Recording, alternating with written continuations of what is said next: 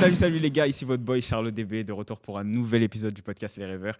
Nouvel épisode, nouveau rêveur forcément, mais avant de commencer les gars, n'oubliez pas les bonnes manières. On like et on s'abonne. Pour les gens qui sont sur Spotify, n'oubliez pas de nous donner 5 étoiles pour le référencement, c'est hyper important. C'est bon, c'est fait?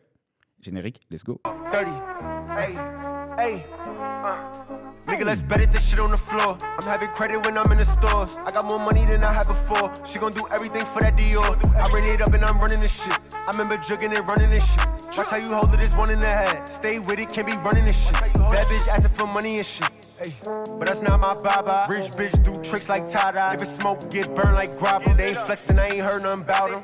Niggas is still in the jam, we do what we want. Comme je vous disais, nouvelle invitée, nouvelle rêveuse aujourd'hui. Si vous êtes fan de basket, de Euroleague, vous l'avez sûrement vu sur Squeak TV. Si vous êtes fan de la marque aux 3 bandes, vous l'avez sûrement vu dans une pub qui déchire, où elle court avec des voitures et des motos autour. Host de plusieurs événements, vous l'avez sûrement vu aux Jeux Olympiques, avec la NBA, avec l'Euroleague, comme on l'a dit, et plein d'autres événements que j'ai oubliés. Madame Lucie AGS dans la maison, comment vas-tu ? Ça va, merci. Ça fait plaisir d'être présentée de cette façon. J'ai l'impression d'avoir fait plein de trucs. Mais tu as fait plein de trucs Ouais. et en vrai, on est là pour en parler. Mais j'aime bien dire, pour connaître une personne, il faut connaître son contexte.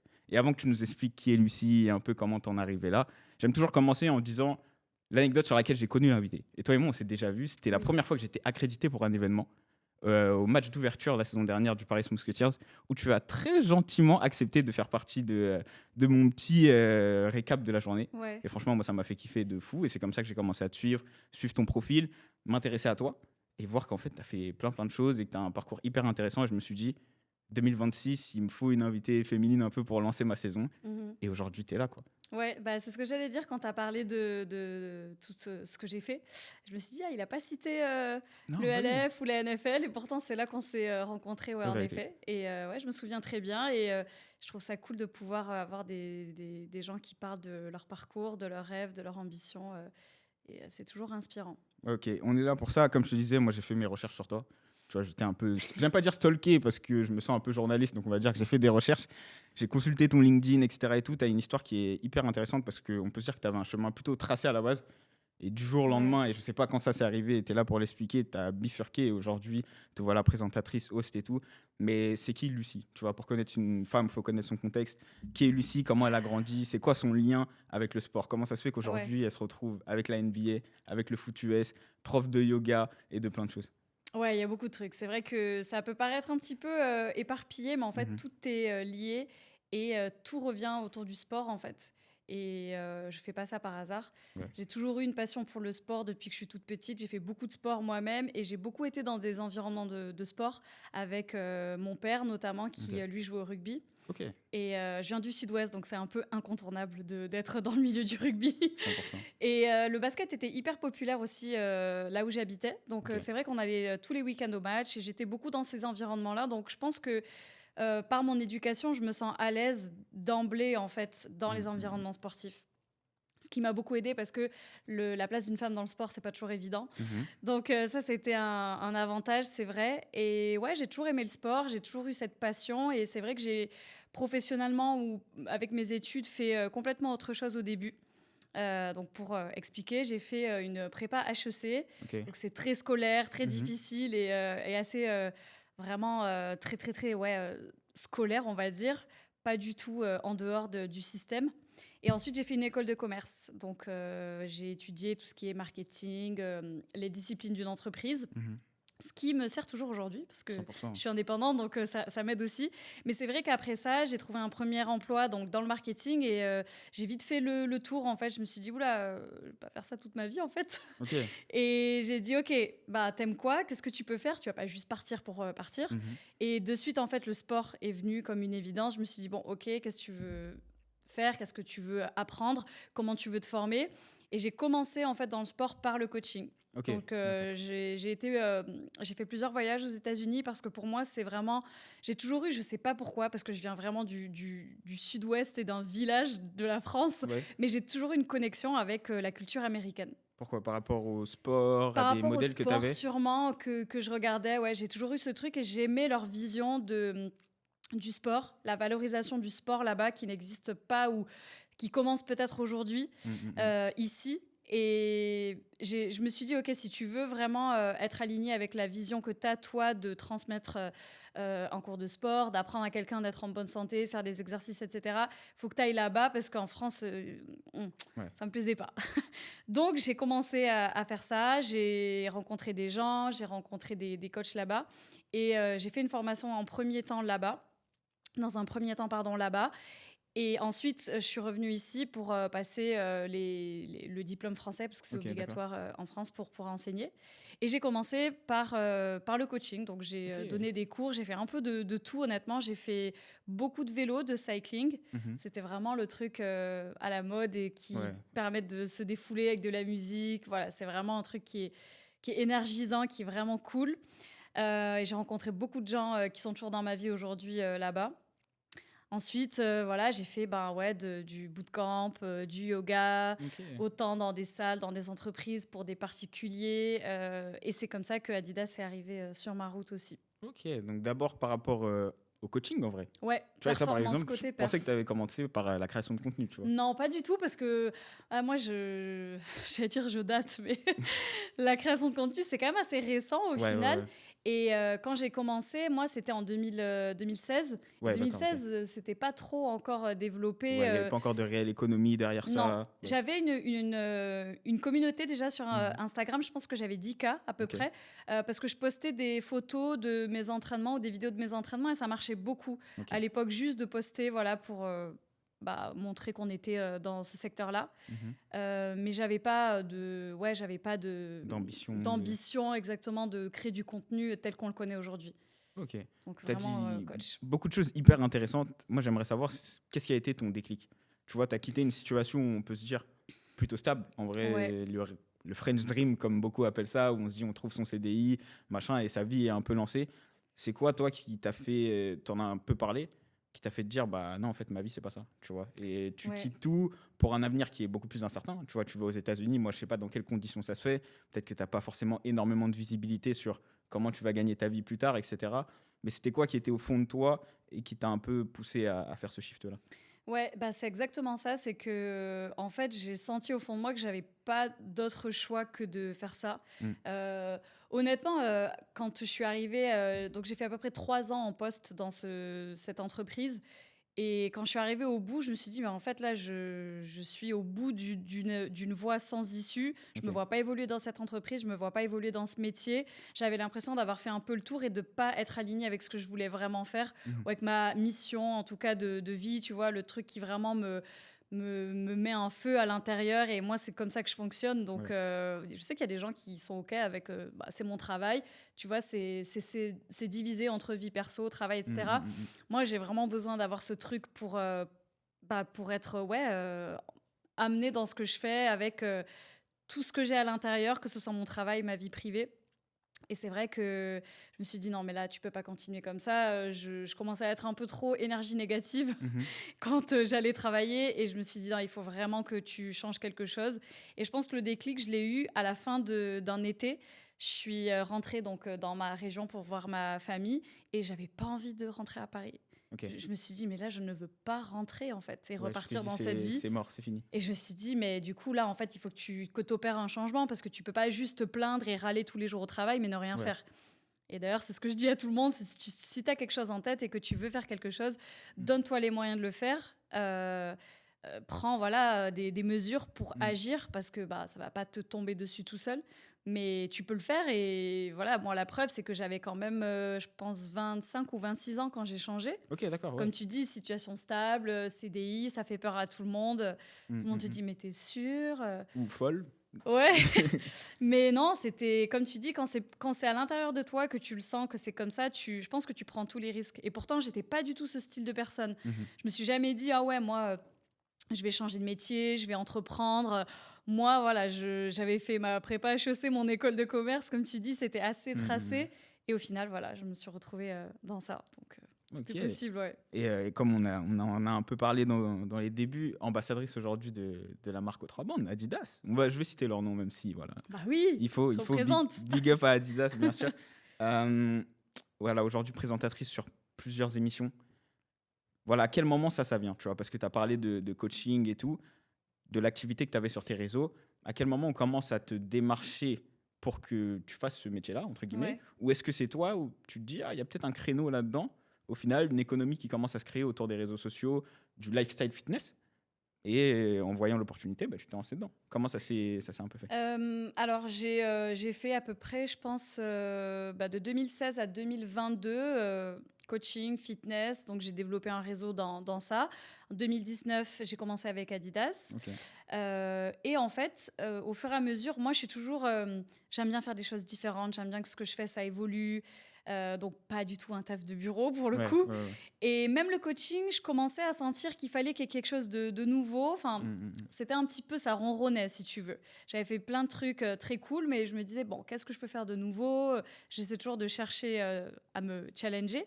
Et comme tu dois le savoir, il y a eu des matchs NBA à Paris Mhm. sur plusieurs années, et notamment le premier en 2023. Ok. Et donc, fin 2022, une copine qui travaillait en tant que RP freelance me demande, donc j'étais au courant bien sûr qu'il y avait ces matchs NBA, je comptais y aller, tout ça, mais voilà. Et en fait, elle me suit sur Insta, elle sait que je poste souvent des choses sur le basket, je poste les matchs que je regarde, etc. Ok. Et elle travaillait avec la NBA sur cet événement de match à Paris. Et elle m'envoie un message un lundi en me disant, qu'est-ce que tu fais demain? Ok. Est-ce que ça te dirait de présenter un live stream sur l'application NBA en anglais? Waouh. Alors moi, je me dis, en fait, je n'ai même pas réfléchi, je crois, Ok. parce que je n'avais jamais fait ça. Et j'ai dit oui, je suis dispo, on y Ah va. ouais? Et en fait, que ça. En fait, j'ai vu présenter NBA, j'ai dit bah oui. Enfin, je sais pas. C'était, en fait, c'est comme je t'ai dit tout à l'heure, ça paraissait naturel, genre c'est, je vais le faire quoi. Donc je me suis lancée dans ce truc. On était deux, donc c'était en duo. D'ailleurs, avec J-Max, je fais une petite dédicace. Ok, pas du max, ouais. Et en fait, le truc, c'était, on était dans la salle d'entraînement, donc la salle qui est à Levallois-Perret, quand les deux équipes s'entraînaient. Donc c'était Open Media, le créneau. Et il y avait un live stream sur l'application NBA. Ouais. Et on devait présenter tous les deux, bah voilà, on est à Paris, il y a le match NBA, vous voyez les équipes s'entraînent derrière nous, tout ça, et un petit peu brodé en fait, Ouais, parler ouais, de ouais. Paris, Mm, parler mm, du mm. match, des dates, l'affiche, et on avait les joueurs qui passaient et on les interviewait en fait pour l'application. Donc voilà, donc on arrive le matin, et on avait quand même pas mal de supports, ils avaient écrit beaucoup de trucs et tout, donc on n'était pas lancé non plus Ouais, dans le... tu vois. lâché Voilà, dans l'eau comme ça. dans un truc où on savait pas du tout ce qu'on allait dire. On avait des questions et tout, donc ça allait. Mm. Donc ce truc se passe. Donc au début, forcément, moi j'étais assez impressionnée parce que bah il y a des joueurs, c'était genre pas mes Ouais. idoles, mais bon des Des joueurs. mecs que tu vois à la télé, tu vois, sans Voilà. indiscrétion, 2023, c'était qui les équipes? C'était pas les Bulls qui étaient C'était venus? les Bulls contre les Pistons. Ouais, voilà, ok. Donc exactement, Zach avec les- Levine, Ouais, ouais, ouais. Demar DeRozan. Moi Mm. j'étais là, ah oui d'accord, très bien. Ok, ok. C'était cool. Et donc voilà, ça se passe. C'était sur 2 jours. Mm. Ouais, deux demi-journées, les matinées. Et en fait, à la fin de cette expérience-là, je me dis, mais c'est ça que je veux faire en fait. Ok. Enfin, en tout cas, que je veux ajouter en plus de ce que je fais. Et j'ai eu, comme une révélation en fait. Je me suis Ok. dit, mais c'est trop bien parce que, si tu veux, j'avais le côté où j'étais déjà habituée à parler dans un micro devant des gens en cours. Ok. Donc j'étais habituée, c'était un truc que je faisais souvent. J'étais même habituée à parler devant des gens pour faire des formations pour d'autres coachs et tout. Donc ça, c'était un truc qui était naturel. Et c'était allié à ma passion, le basket. Ok. Donc c'était parfait en fait. Ouais, c'est un peu comme j'aime bien dire, l'opportunité qui rencontre la préparation. Tu vois, mais tu viens pas de ce background-là, tu vois. Non, je suis pas journaliste. Qu'est-ce qui t'a poussé à dire oui? Tu vois, il y a plein de gens en vrai qui auraient pu dire Bah, ouais, non, je me le sens pas trop. Pourquoi moi, machin? J'aime souvent demander aux gens à quel moment ils ont pris conscience qu'ils étaient forts dans ce qu'ils faisaient, entre guillemets. Tu vois. ouais. Mais à ce moment-là, en vrai, tu pouvais pas vraiment savoir. Je pouvais pas savoir, j'avais jamais fait. Donc, je me suis dit, tu vas faire du mieux que tu peux. Donc, moi, c'est toujours, tu as parlé de préparation, moi, ça, c'est mon credo. C'est-à-dire que tu peux stresser un petit peu quand tu as un événement, une échéance, parce que voilà, c'est peut-être du bon stress aussi. Mais si tu t'es préparé à 100%, il n'y a rien que tu peux faire de plus. Donc, t'y vas, t'es préparé. Et moi, je fais tout le temps ça. Donc, après le message, j'ai commencé à regarder tous les derniers matchs, les résultats, ouais. les trucs, pour être vraiment sûre de bien connaître les rosters, pas dire de dingueries, tu vois. Donc je me suis préparée quand même. Et bah, en fait, c'est elle aussi qui m'a, entre guillemets, rassurée parce qu'elle m'a dit, voilà, ils cherchent un profil comme toi, donc quelqu'un qui connaît bien le basket, qui peut parler en anglais, qui est à l'aise devant une caméra. Mm. Ils veulent pas non plus un joueur ou une joueuse, ils veulent Ouais. des gens qui sont un peu sur les réseaux et tout. Donc je me suis dit, bon, bah, ça veut dire que voilà, le profil y va, donc ça va le Ouais, y a faire, pas de quoi. souci, ouais. Mais c'est vrai que moi, j'ai vu NBA, je dis, allez, let's C'est go. maintenant. Non, mais c'est comme tu dis, opportunité qui rencontre la préparation. Ouais. Et derrière, tu continues d'enchaîner. Comment ça se passe? Est-ce que c'est cette expérience-là qui t'ouvre des portes? Ou c'est plutôt toi qui te dis, bah, en fait, j'ai découvert un truc que je kiffe faire. Bah, maintenant, je me mets à fond. Toutes les offres, je vais postuler. Je connais quelqu'un qui travaille là-bas. Est-ce que je peux essayer de rentrer? Comment tu as un peu goupillé la suite de ta carrière? Bah, la suite, c'est ce que tu as dit en premier, c'est-à-dire que je pense que cette expérience-là a fait que ça a déclenché tout le reste. Ok. Et en fait, suite à ça, c'est vrai que commencer par la NBA, c'est quand même un certain niveau de crédibilité. Donc je pense qu'ils se sont Franchement, en dit... termes de basket, Voilà. est-ce qu'on peut faire mieux? C'est ça. Enfin, tu as fait mieux, je dirais, cet été avec les JO qui est le. Oui. C'est encore un autre... ouais, Un autre c'est un mais en ligue, c'est la meilleure ligue du monde, quoi. Ouais. Ils se disent champions du monde quand ils sont champions NBA. Donc Exactement. ça, c'est... Bon, on peut débattre là-dessus. Voilà, on à peut débattre. débattre là-dessus. Mais c'est vrai que ça te donne une référence quand même qui est pas mal. Mm. Et donc, suite à ça, c'est la FFBB qui m'a contactée, donc la Fédération française de basketball, pour faire de la même chose sur la Coupe de France. Donc, c'est au mois d'avril. Ouais. Donc, c'était quelques mois après. À Bercy, c'est ça? Ouais, à Bercy. Exactement. Et faire, alors c'est pas exactement pareil, vu qu'il n'y a pas d'application, mais c'était de faire en fait un espèce de live en story, le behind the scenes de l'événement en fait, Ok, ouais. incarné. Donc où je parlais aux gens, je disais voilà, bah là on est dans la salle, il y a ci, il y a ça, là on va aller voir les vestiaires, les joueurs sont là, il y a tel match, voilà. Et en fait j'ai fait ça pendant 2 jours. Mhm. Donc c'était trop cool aussi, contact avec les fans, premières interviews, tout ça. Donc c'était vraiment, c'était hyper cool. J'ai adoré. Enfin comme je t'ai dit, moi je me sens trop bien dans cette ambiance en fait. Ouais. Dès que je suis sur un parquet ou un match, un truc, un événement sportif, ça me plaît. Donc Ouais. voilà, moi j'étais comme un poisson dans l'eau et je faisais que dire mais je travaille là, je travaille. Ouais. C'était trop cool quoi. Donc voilà, suite à ça. 1 mois et demi après, la LNB, pour faire la même chose pour les finales, les playoffs du championnat. Ok. Donc à Monaco, donc ça m'amène à voyager. Attends, mais Donc pause. très cool. Là, je t'arrête. Année 2023, c'est Monaco-Levallois C'est ça. avec Wembanyama. Avec Ok, Victor. oui, très très belle façon de commencer. Ouais, Victor. Donc il y a eu 3 matchs, puisque Ouais. bah, Monaco les a tous gagnés.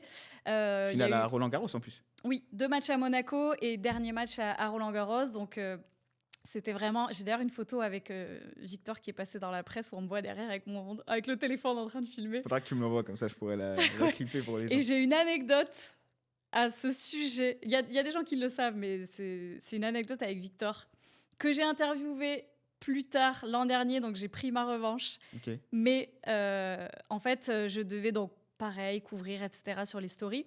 Et je faisais souvent des interviews avant le match avec 1 ou 2 joueurs pour voilà, dire comment vous sentez, c'est quoi l'état d'esprit et tout. Et en fait, là, pour le match à Roland-Garros, je me suis dit, ça serait bien d'avoir Victor. Ouais, bien sûr.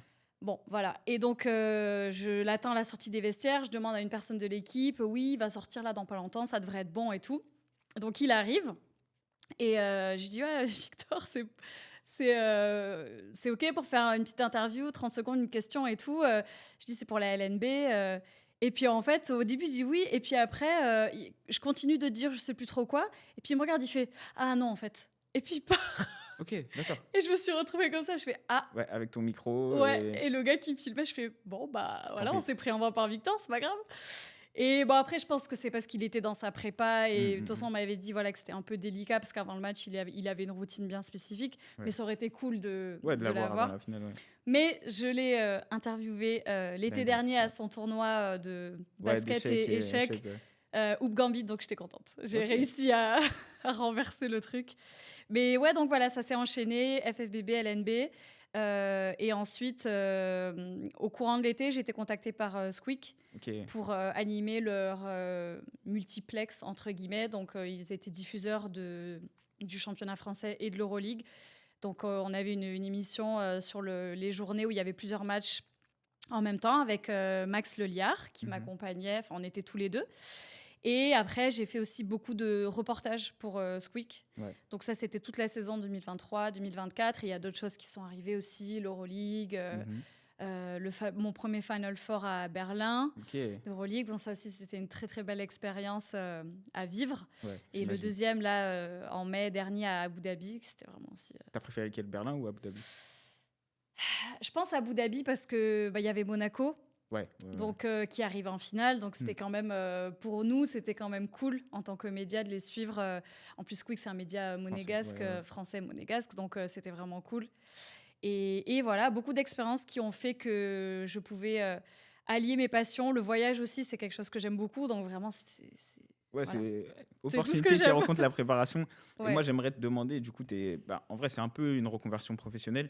Comment on se forme un peu sur le tas, tu vois, par rapport à la création de contenu, etc. Parce que c'est une chose de créer du contenu pour soi et de créer du contenu pour un tiers. Par exemple, pour Squeak, pour la LNB, etc.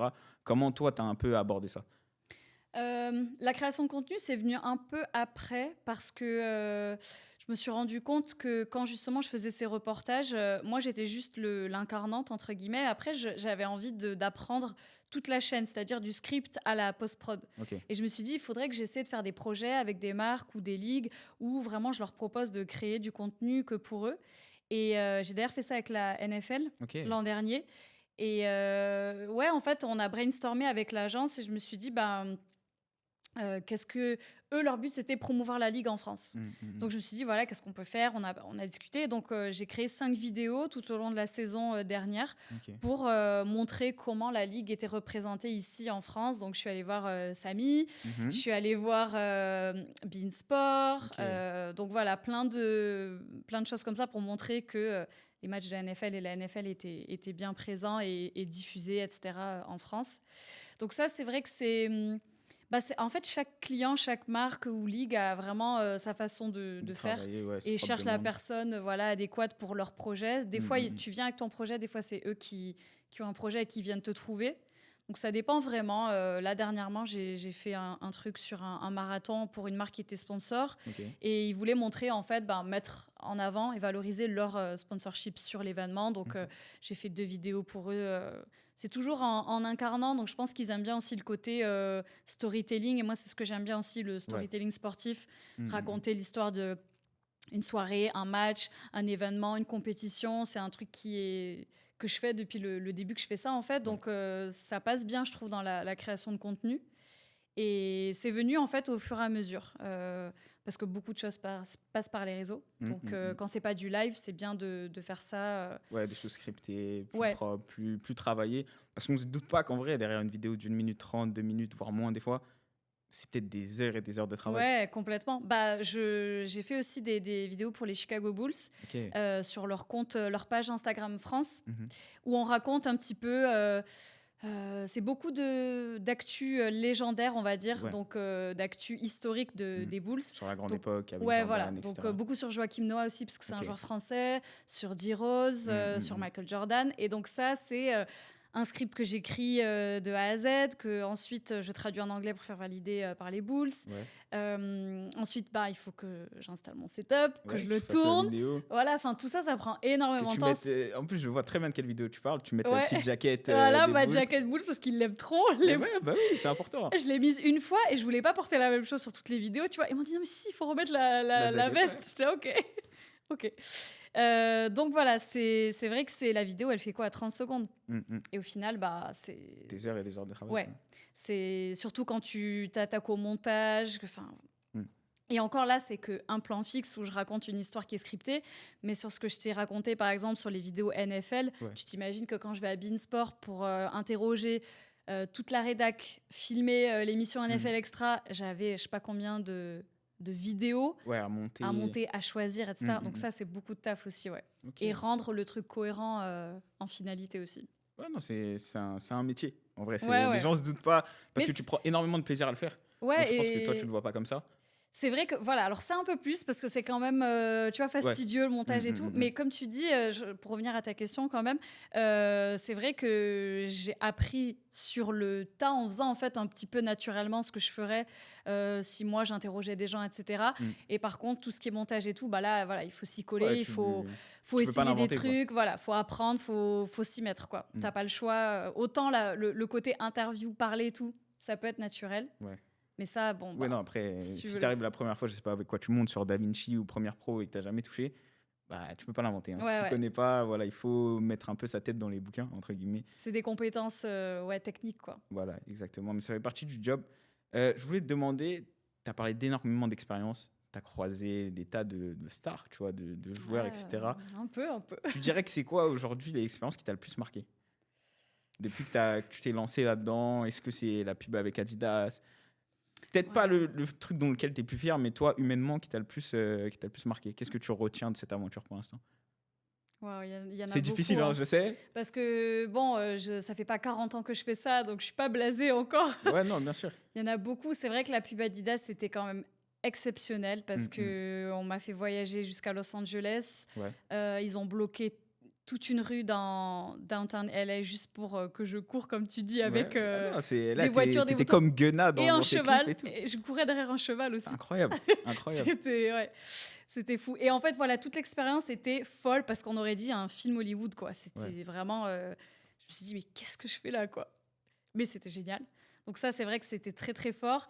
Et après, je pense que les Jeux Olympiques, c'était forcément quelque chose de Ouais. parce que c'est unique à Paris, comme ça. Ça m'a permis vraiment de rencontrer vraiment des légendes de sport ou des grands athlètes. J'ai vu toute la team USA en basket. Ouais. J'ai interviewé Anthony Edwards. Ouais. Pour la Pour AE1 Adidas. ouais, Oh. qui sortait à ce moment-là. Ouais, voilà, on lui a offert sa paire en gold, Ouais. vu qu'il avait gagné la médaille, malheureusement, face à nous. Ça reste encore là. Mais... Ouais, ouais. Mais bon, ça m'a permis de faire ça, donc c'est pas mal. Et ouais, les JO, c'était incroyable. Juste l'atmosphère, l'énergie, tout le monde l'a dit, mais c'était vraiment, vraiment Je crois que c'est marrant que tu dises unique. ça, parce qu'on parlait de Ryan Zezé tout à l'heure, et Oui. il m'a dit la même chose. Bah, Tu vois, lui, il était athlète en plus. En plus, donc, ouais, il m'a dit le village et tout, le fait de le vivre dans son pays, à Paris, ouais, c'était une atmosphère qui était dingue. c'était fou. J'avais l'impression en fait que tout Paris travaillait et vivait pour ces JO. Mm. Tout le monde avait toujours son accrède autour du cou. Ouais. C'était hyper drôle. Partout dans Paris, tu voyais des gens avec des accrèdes ou des sacs à dos avec le pays. Donc en fait, c'était comme une grande colonie de vacances. Enfin, Ouais. je sais pas, c'était Ouais, c'était colonie de génial. vacances à ciel ouvert, quoi. Des Ouais, gens qui ouais, viennent de partout, c'était- les arénas qui sont blindées. Sachant Ouais. qu'en plus, avant, tu sais, il y avait beaucoup de spéculations en France sur comment les JO allaient se passer, C'est l'organisation, ça, c'est etc. ça. Et au final, ça a été nickel. C'était incroyable. Et il y a eu beaucoup de critiques, ouais, comme tu dis. Et finalement, franchement, c'est passé, mais parfaitement, quoi. Ouais, c'est très, Il très n'y a belle, pas eu de problème. Et puis, bon, c'était aussi voilà, la première grosse expérience pour moi. J'ai fait quand même le Mm. Stade de France devant 80 000 personnes. C'est pas rien. Ça. Donc ça, c'est vrai que c'est quand même... Voilà, ça n'arrive pas tout le temps, on va Ouais. dire. Et en plus, bah, j'ai commencé par ça. J'ai eu l'opportunité de voir une médaille d'or de l'équipe de France, donc en rugby à 7, au Ok. Stade de France.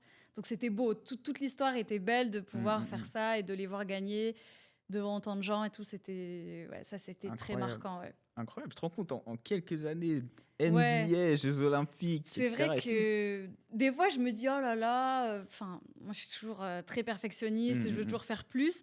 Mais quand je regarde en arrière, je me dis, tu as commencé fin 2022. Et là, bon, on démarre 2026. C'est quand même très peu de temps en soi. Très C'est peu de beaucoup temps. de temps, mais peu de temps aussi en Mm. expérience. Donc, bon, je me T'as plains fait, pas. ouais, t'as fait plein de Ouais. choses. J'ai envie qu'on parle aussi un peu de l'autre côté, avant de parler du fait d'être une femme et de se faire sa place, tu vois, dans ce milieu-là. Tu as parlé de Bein et tout. J'ai vu que tu avais fait l'émission Hype aussi, Oui. où tu vas discuter avec d'autres hommes qui sont, eux, référencés, que ce soit dans le basket ou dans d'autres sports. Est-ce que tu as eu des moments où c'était un peu plus dur pour toi? Où tu t'es dit, au final, à quoi bon? Où tu as un peu, pas voulu arrêter, peut-être pas parce que ça t'a jamais traversé l'esprit, mais où tu t'es dit, ah, ok, ça se passe bien pour l'instant, mais c'est quand même dur. Alors, pas où j'ai voulu arrêter. Ça n'a jamais été jusqu'à ce point-là. Mais on te fait sentir que tu es une femme Ok. dans le milieu du sport. Mhm. Il y a d'autres femmes. Je n'ai pas été toute seule, mais effectivement, on est toujours en minorité. Mm, mm. Et même dans les milieux de l'audiovisuel ou tout ce qui est rédaction, production, il n'y a que des hommes, quasiment. Ouais, ouais. Donc, en fait, par exemple, dans l'émission du Multisqueak que j'animais avec Max, j'étais la seule femme, je pense, Ouais. dans toute la régie, tout le studio. Ok. Bon, on n'était pas à 50, mais ouais.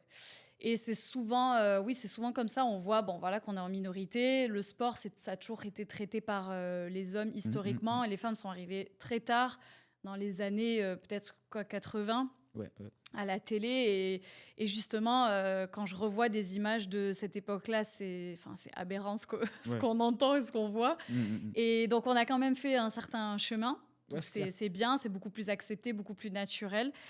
Mais il y a quand même des obstacles et des difficultés.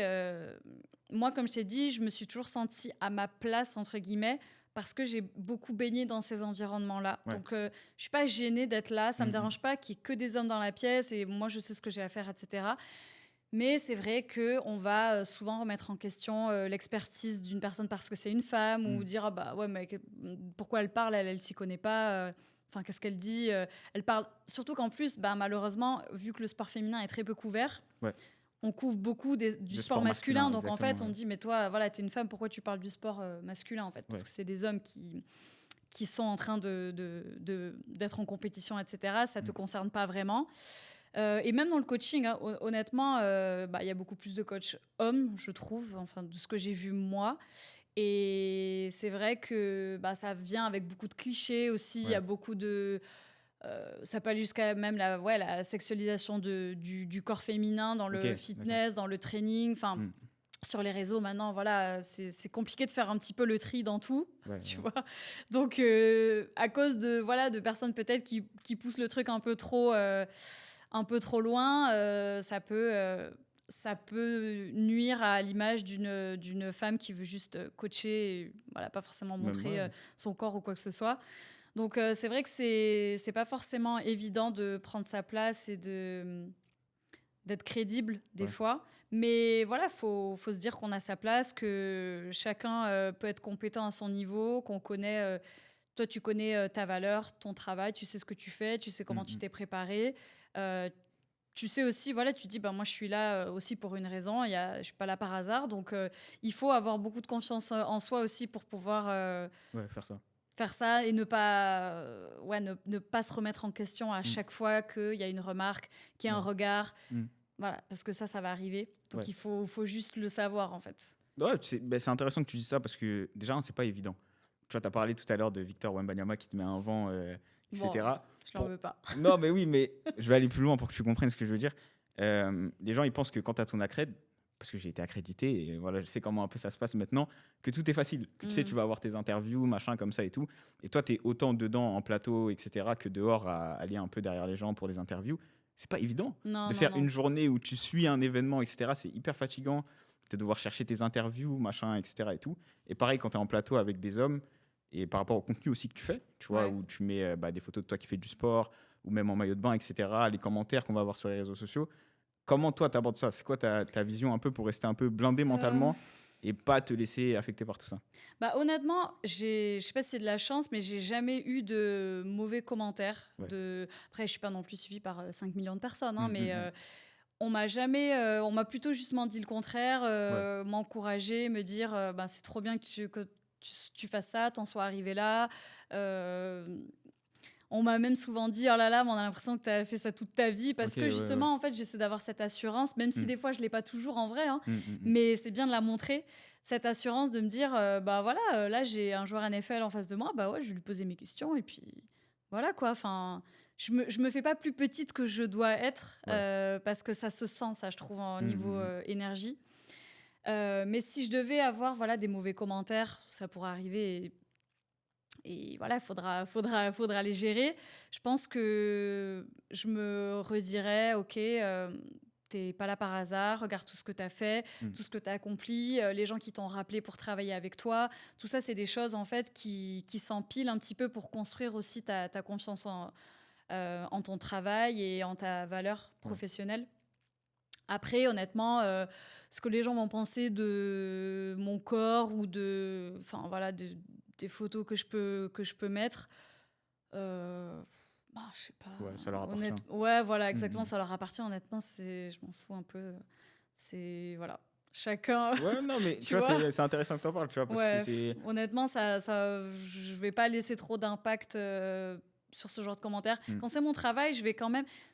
je vais quand même faire attention parce que Ouais. ça peut venir de quelqu'un qui peut te donner un conseil que tu peux utiliser, tu vois, même si la remarque n'est pas forcément bien tournée ou quoi. Mais si c'est juste des commentaires comme ça qui n'ont pas d'intérêt ou de valeur ou qui m'apportent rien, Ouais. voilà, pas s'arrêter à ça, quoi. Ok, non, mais hyper intéressant que tu en parles, tu vois, parce que je pense qu'il y a d'autres femmes aussi qui aimeraient travailler dans ce milieu, etc. Et c'est pas toujours évident, tu vois, d'être jugé juste par son physique, tu vois. Et on va pas forcément te juger par ton travail, machin. On va juste Oui. voir, ouais, comme tu as dit un peu, qu'est-ce qu'elle fait là, elle, tu vois. Oui, puis dans la présentation, en fait, on a souvent aussi tendance à comment dire, à insinuer que tu es là parce que t'es pas moche ou de toute Exactement. façon ils veulent quelqu'un qui présente bien, Mm, donc mm, mm. voilà, comme si en fait il y avait rien derrière, il y avait juste une Exactement. apparence, sauf qu'en fait comme on en a déjà un peu parlé, il y a beaucoup de choses que, enfin, je fais tout moi, donc si j'avais juste pas de cerveau, je pense que ça se verrait à un moment C'est clair. donné. Et même au Donc, niveau de l'expertise, tu vois, on peut se dire, mais attends, Ouais. quelle connaissance elle a en sport et tout. Alors que j'imagine que du basket, t'en bouffes beaucoup, Ouais. du foot US, t'as dû en bouffer beaucoup, etc. Tu vois. Oui, voilà, en fait, je pense qu'au bout d'un moment, quand vraiment t'as pas de valeur, d'expertise, de compétences, ça va se voir. Mm. Donc, tu vas pas pouvoir juste jouer sur ton physique ou quoi que ce soit. Donc, en fait, c'est pour ça que ces remarques-là, on peut les retourner et montrer à quel point c'est ridicule. Ouais. Et justement, c'est pour ça aussi que j'aime bien le côté US, parce qu'aux États-Unis, on te prend vraiment pour ta valeur. Si tu es bon dans ton taf, on s'en fout que tu sois une femme, un homme. On va te prendre toi parce que tu es le meilleur ou la meilleure. Ouais. Et tu le vois dans les émissions qui existent sur plusieurs chaînes sportives, il y a beaucoup de femmes Ouais, beaucoup de aux femmes. États-Unis. Après, ils ont des critères de, tu vois, des fois, c'est vrai qu'il y a des femmes présentatrices, elles sont hyper coiffées, maquillées, Ouais, etc. ouais, ouais. Mais ça, c'est leur code de beauté Ouais, aussi. après, Donc c'est la télé, mais même les hommes, tu c'est vois, la ils sont télé, toujours voilà. habillés, costumes, machin. Exactement. Des Mm. fois, ils ont des tenues. Il faut aller voir les matchs Netflix NFL. Là. Ils ont Ouais, des ouais. tenues. Tu dis, ouais, c'est quoi ça? Mais c'est les États-Unis, c'est comme ça, ça va avec. Donc, moi, je pense que tant que tu es fort dans ce que tu fais, tu arriveras à montrer que tu as ta place, quoi qu'il arrive. Ouais. Donc, c'est pour ça qu'il faut continuer de travailler, s'entraîner. Toujours. C'est pour ça que moi aussi, je suis toujours dans la recherche de m'améliorer, faire plus. Et c'est marrant qu'on en parle parce que j'ai récemment fait une conférence dans une université pour Ok. des étudiants en infocom sport. Mhm. Et il y avait, je pense, 18 filles et 5 gars. Ok. Et je leur ai dit, voilà. Ça, Ok. j'ai dit, c'est très bien, je m'attendais pas à ça, c'est trop bien. Et voilà, continuez, affirmez-vous. Et voilà, vous allez y arriver autant que Exactement. vos Et collègues hommes. il y a de la place pour tout le monde. Et ce que j'aime bien dire, il n'y a pas une pièce où tu vas te retrouver où tu n'as pas ta place. Ouais. Tu vois. Et regarde, tu as commencé directement avec la NBA. Ça veut dire qu'en vrai, quelque part, dans l'univers ou peu importe les croises de tout à chacun, c'est que tu devais être là à ce moment-là, tu vois. Et aujourd'hui, ça a lancé ta carrière. Derrière, tu as fait les Jeux Olympiques, etc. Et tout. Donc, si l'opportunité se présente, c'est que tu dois y être. J'aimerais te demander, est-ce qu'il y a une personnalité qui t'a un peu impressionné? Tu vois, tu as rencontré plein de monde. Est-ce qu'il y a quelqu'un devant qui t'a perdu tes moyens? Parce que c'était une idole de jeunesse, etc. Quelqu'un devant qui t'a été un peu starstruck, tu vois. À qui j'ai parlé ou juste vu? Ça peut être les deux, tu vois. Et je me souviens de Thomas Dufant qui disait qu'il a serré la main à Michael Jordan et qu'il avait failli fondre sur place. Ah ouais, moi, j'ai vois. pas eu cet honneur encore. Waouh, je sais pas. Peut-être. Alors, j'avais envie de dire Dan Carter, c'est un rugbyman néo-zélandais très connu, un des meilleurs joueurs du monde. Mais au final, il était tellement abordable, gentil, etc., que ça m'a moins fait ce côté un peu de distance. Ouais. Mais j'étais quand même, ok, c'est Dan Carter. Ça, c'était au JO. Sinon, peut-être Anthony Edwards, je pense, parce que voilà, grosse star montante à NBA, et c'était quand même un one-to-one devant un public, donc ça mettait un peu plus peut-être de pression. En anglais, en plus, j'imagine. En anglais, ouais. Et puis bon, voilà, autant dire qu'il n'avait pas trop envie d'être là, donc il n'était pas hyper, tu vois, dans ses réponses. D'ailleurs, dans des moments comme ça, comment tu fais? Où tu sais que bon, le gars, il est là parce que c'est des obligations médiatiques. Ouais, voilà, j'ai capté direct. Comment tu arrives à le mettre à l'aise et tout? Bah, moi, j'avais mes questions, donc j'ai posé mes questions. Des fois, il me faisait des réponses de 3 mots. Et ben, vas-y, je traduis les 3 mots en français pour le public. Je brode un petit peu et puis je passe à la suite. J'essaie de faire en sorte que ce soit fluide. Mais c'est vrai que voilà, il avait ses lunettes de soleil. Je pense qu'il avait dormi 1 heure. Il n'était pas dedans, quoi. Donc, ouais, faut juste continuer dans ce que tu as prévu. Si c'est un peu plus court, c'est pas grave. Les gens l'auront vu, il aura répondu aux questions. Ouais. Le truc qui était cool, c'était le cadeau à la fin avec la mallette et les chaussures. Donc voilà, c'est pas, il faut pas se... Comment dire? il y a beaucoup d'aléas, que ce soit la télé, le live, sur site, dans une salle ou dans une interview, il peut tout se passer. Ouais. Donc en fait, si tu t'arrêtes sur un petit détail qui ne se passe pas comme ta préparation, bah, tu vas bloquer direct et ça va partir en vrille parce que oh, ça a changé, comment je fais et tout. Donc en fait, il ne faut pas se mettre un cadre trop strict, se dire ok, ça peut changer, ça peut changer. Et essayer, faut quand même être à l'aise dans l'improvisation, j'avoue. Au JO, c'était que ça. Que ça, full improvisation. Ah ouais, il y avait des changements. On a des oreillettes, tu sais, que ce soit à la télé ou dans les stades.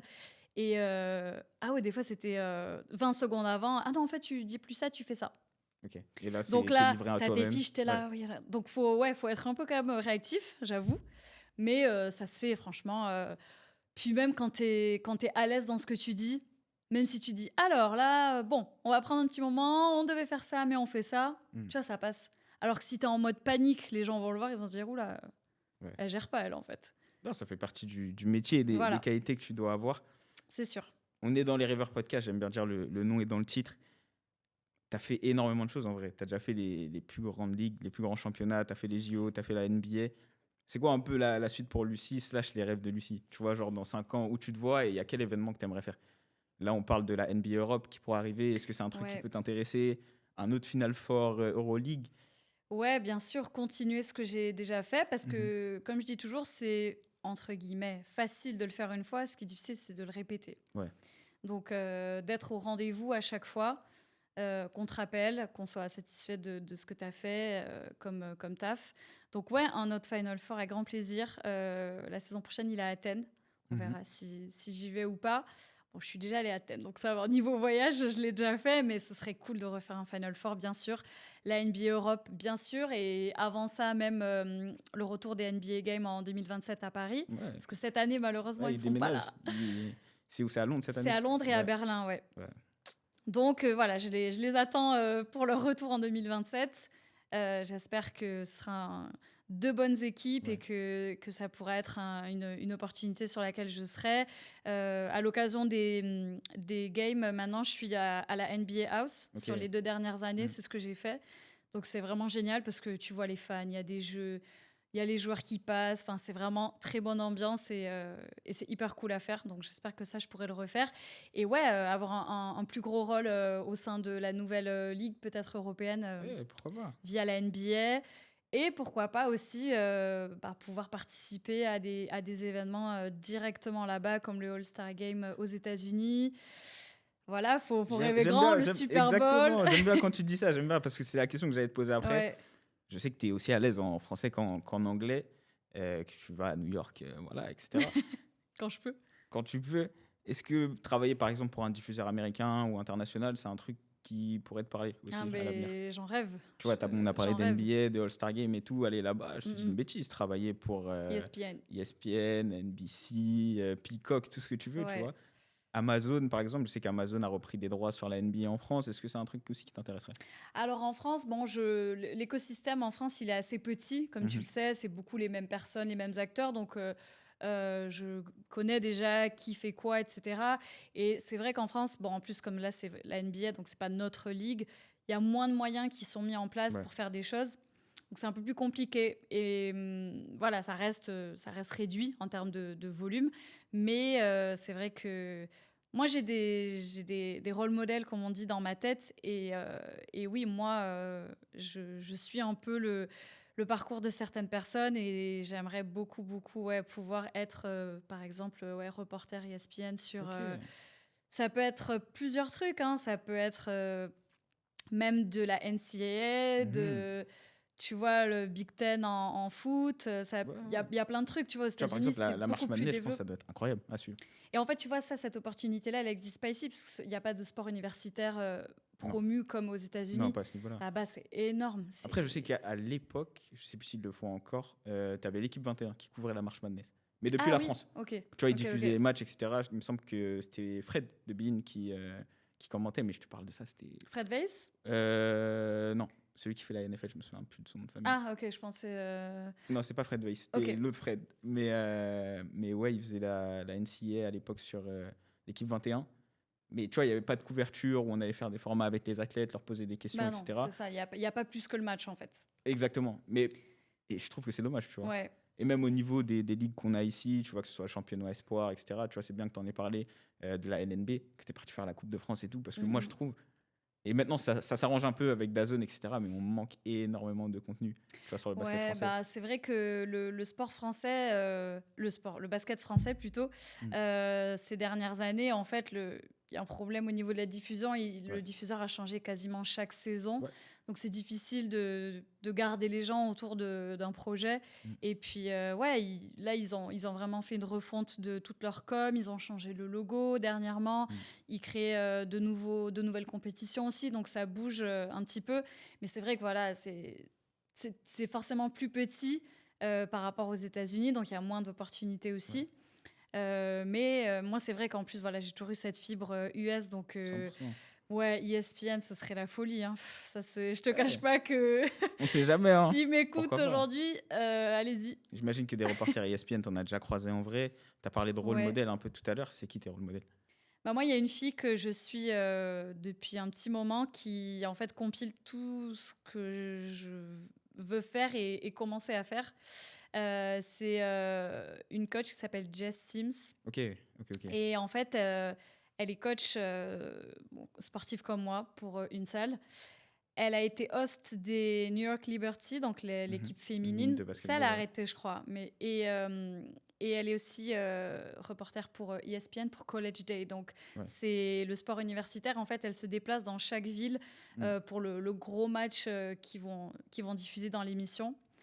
Et ça, c'est vraiment mon rêve, quoi. Tout ce qu'elle fait. Et après, elle est aussi, en plus, contributrice. Ils appellent ça aux États-Unis. Donc, elle participe à certaines séquences d'une émission qui s'appelle Good Morning America.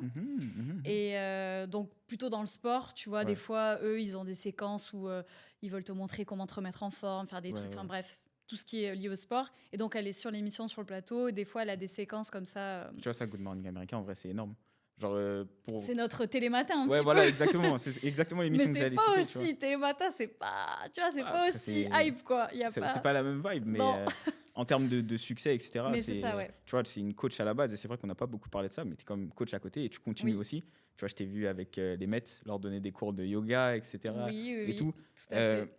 Dans quel sens t'aimerais pousser à ce niveau-là? Est-ce que, je te dis une bêtise, t'aimerais avoir une salle à ton nom, machin, comme ça? Pour le coaching, en fait, justement, j'ai laissé mon activité de présentatrice sportive prendre plus le dessus. Parce que je voulais plutôt évoluer vers ça. Et j'ai gardé uniquement Adidas pour les cours. Donc, je donne aussi des cours de yoga pour des athlètes Adidas. Et donc, là, depuis la saison dernière, aussi des cours de yoga pour l'équipe professionnelle de basketball des Metropolitans. Qui a pour objectif de remonter voilà, le plus haut possible. Et donc voilà, je les accompagne sur ça. Mais c'est vrai que je pense pas... Alors ça dépendra des projets qui viendront à moi, mais je n'ai pas forcément envie d'ouvrir une salle ou de m'ancrer quelque part avec un truc physique, tu vois. J'ai aussi fait du consulting pour des nouveaux studios qui ouvraient, des programmes fitness, etc. Ça, par contre, c'est un truc que je pourrais refaire à l'occasion. C'est un truc qui est intéressant. Mais... je pense que là, pour le moment, côté coaching, c'est bien... ou sur des événements ponctuels. Des fois, ça m'est arrivé de faire un événement, que ce soit pour Adidas ou pour autre chose. Ça m'est déjà arrivé. Là, dernièrement, je suis allée, par exemple, à Bruxelles, en Belgique, pour faire un événement...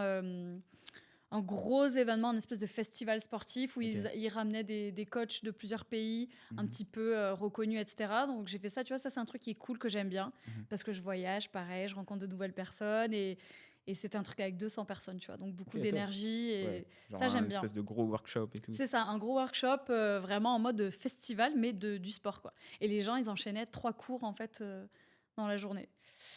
Voilà, donc ça c'est des trucs cool, mais je vais pas forcément... aller chercher plus. Avec Adidas, c'est cool. J'aime bien avoir plein d'opportunités. Dernièrement, j'ai aussi fait un truc qu'on appelle c'est un peu de la chorégraphie de photoshoot, mais en gros, il y a un photoshoot. Le talent, c'est pas un athlète. Et du coup, moi, j'étais là pour diriger le talent. Ça s'appelle Movement Director, c'est-à-dire qu'en fait, je lui dis, voilà, pour tel exo, il faut que tu fasses ça, je replace. Comment bouger, en fait, pour que la photo, elle soit nickel, ouais. Et qu'on ait ça, c'est un l'impression autre que ce soit truc. un athlète de Ouais. haut niveau. Ouais, ou juste, en fait, des fois, il y en a, ils savent pas quoi faire, tu vois. Et les gens qui sont là, le photographe, c'est pas lui qui va lui dire, mets ta jambe comme ça, ou tu vois. Donc ça, c'est un truc que j'ai fait dernièrement et que j'ai beaucoup kiffé et que j'aimerais aussi continuer à faire plutôt dans le côté coaching, du coup. Ok, top. On approche de la fin et je vais te poser 3 questions.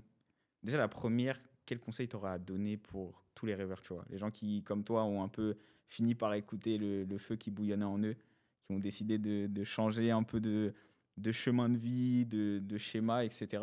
Quel conseil tu pourrais leur donner? Et là, tu vois, ça va être ton instant un peu télé, tu vas pouvoir regarder ta caméra et Non. tout pour faire une belle séquence. Le conseil, comme je t'ai dit, moi, je pense que, bon, déjà, il faut oser passer le pas. Quand tu sais pas, que tu te demandes, est-ce que je dois me lancer dans ça? Est-ce que je peux faire ça? Si on a peur, il y a toujours des moyens de garder ce qu'on a actuellement, de commencer sur le côté, de se renseigner, de faire des formations, des choses comme ça. Ouais. Et après, je pense qu'il y a vraiment quelque chose au fond qui nous dit, OK, je ne peux pas faire autrement, il faut que je le fasse. C'est ce que j'aime, c'est ce que je veux. Bien sûr, il ne faut pas faire n'importe quoi et voilà, se retrouver dans des situations compliquées. Mais je pense que des fois, il y a un appel, tu vois, comme on dit, du ventre qui fait que pour moi, c'est ça. Et je pense que quand on a ça, après, on peut tout surmonter en fait parce que c'est notre truc, tu vois. On travaille pas pour quelqu'un, on est... Bon, après, ça peut arriver de devenir salarié, mais moi, en l'occurrence, je travaille pour moi. Et je sais que c'est ça qui fait que tous les matins, je suis motivée pour bosser sur mon image, ma marque, trouver de nouvelles collaborations, aller chercher de nouveaux challenges, faire de nouvelles choses. Et je trouve que c'est ce truc qui te drive, en fait. Quand tu as ça, quand tu as trouvé... C'est ça qui est compliqué. Il y a plein de gens qui n'ont pas de passion ou qui n'ont rien qui les drive. En fait, c'est ça le plus dur, c'est trouver ça. Une fois que tu as trouvé ça, je pense que ça part tout seul, en fait. Et après, il faut oser des fois. Des fois, tu vas être dans des situations où tu n'es pas confortable. Il faut y aller parce que ce ne sera jamais tout le temps tout lisse. Ce sera jamais parfait. Faut y aller. Comme toi, je pense, quand tu as expérimenté des choses au début, quand tu lances ton podcast ou autre chose, tu te dis « ça, je ne sais pas faire, ça, comment je vais faire ça ne s'est pas passé comme je voulais. Ça va arriver. » Tout ce qui doit arriver de mal arrivera. Ça c'est de règle. Des tournages ratés, des machins et tout, mais bref, c'est pas mon épisode. C'est ça, mais... en fait, il faut se dire, ok, bon, c'est fait, qu'est-ce que je peux en tirer, comment je peux m'améliorer. Et ça, c'est un truc qui est aussi un peu, des fois, difficile dans ces situations, c'est que, en fait, t'es jamais, entre guillemets, à l'abri. Il faut tout le temps se renouveler, tout le temps chercher de nouvelles choses.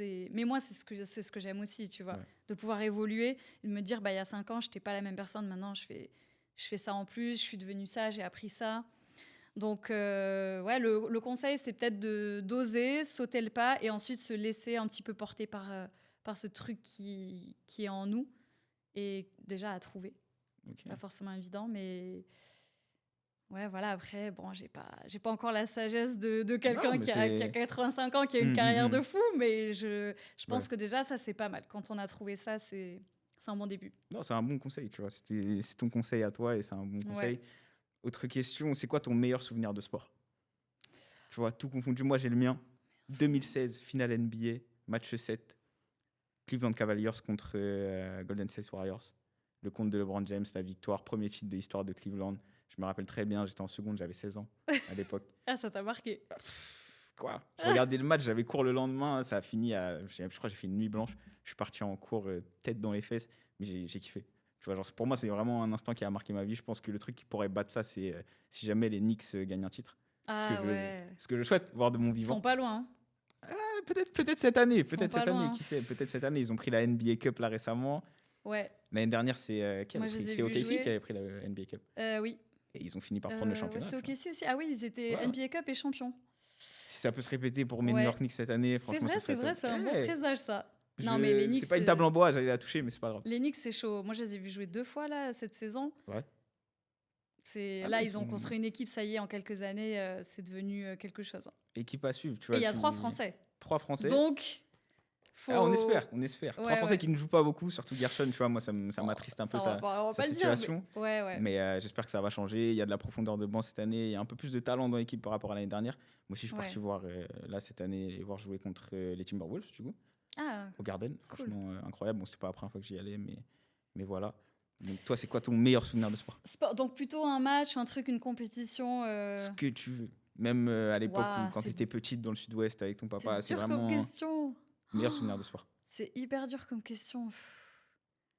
Meilleur souvenir. Oh là là, c'est trop dur. C'est trop dur. Peut-être le premier match NBA que j'ai vu en vrai aux Ok. États-Unis. C'était qui Parce contre qui? que. Alors en plus, je vais même pas me souvenir, mais c'était les Knicks au Ok. Madison Square Garden. Donc en fait, c'était tout ça réuni qui faisait que je me disais, ok, je suis dans la mecque du basketball, je vais voir les Knicks, c'est mon premier match NBA. C'était beaucoup de choses, beaucoup de premières fois. Et j'étais tout en haut, mais j'étais trop contente, tu vois. Non, ça vaut le. Ouais. Faut le faire au moins Et une fois. rien que ça, tu vois, de me dire, j'ai commencé, j'étais tout en haut, et là, j'y vais, et je peux être en bas parce que c'est le milieu dans lequel je travaille, et du coup, j'ai un réseau, etc. Et ben, tu dis quand même, ah ouais, j'ai quand même il y fait a eu un du chemin. petit chemin. Ouais. Bien sûr. Ouais, bien sûr. ouais. Ok, trop stylé. Et du coup, dernière question. Là, il va falloir regarder la caméra. Où est-ce qu'on peut te retrouver, tu vois? Pour les gens qui veulent commencer à te suivre, etc., balance un peu tous tes réseaux. Alors, donc, sur Instagram, Lucie AGS, tout attaché. Je suis aussi sur TikTok, mais il faut que je le bosse un petit peu. Il y a quelques trucs, mais je suis pas à fond dedans. Mais d'ailleurs, je suis même pas sûre de mon pseudo sur TikTok. T'inquiète, on trouvera. Mais c'est Lucie AGS avec un underscore, je crois, à la fin. Voilà, j'ai un site internet aussi si vous voulez voir tout ce que je fais. Sur mon LinkedIn, comme tu l'as dit, il y a aussi beaucoup d'explications, de résumés, de photos de ce que j'ai fait.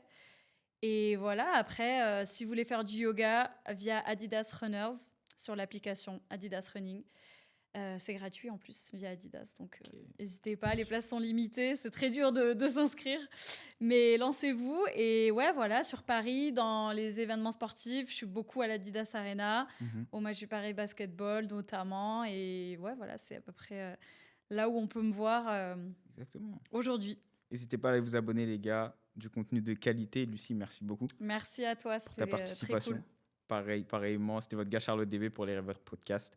Les Rêveurs Podcast disponibles sur toutes les plateformes, sur YouTube, Deezer, Spotify, Apple Podcast et j'en passe. Sur TikTok aussi, sur Instagram, partout. Abonnez-vous, n'oubliez pas, likez, commentez pour les gens qui sont sur les plateformes d'écoute, notamment Spotify. Les 5 étoiles, s'il vous plaît. Pas 3, pas 4, 5, comme ça on est bien référencé. Lucie, merci. Merci beaucoup. Merci à toi. À très bientôt. Peace.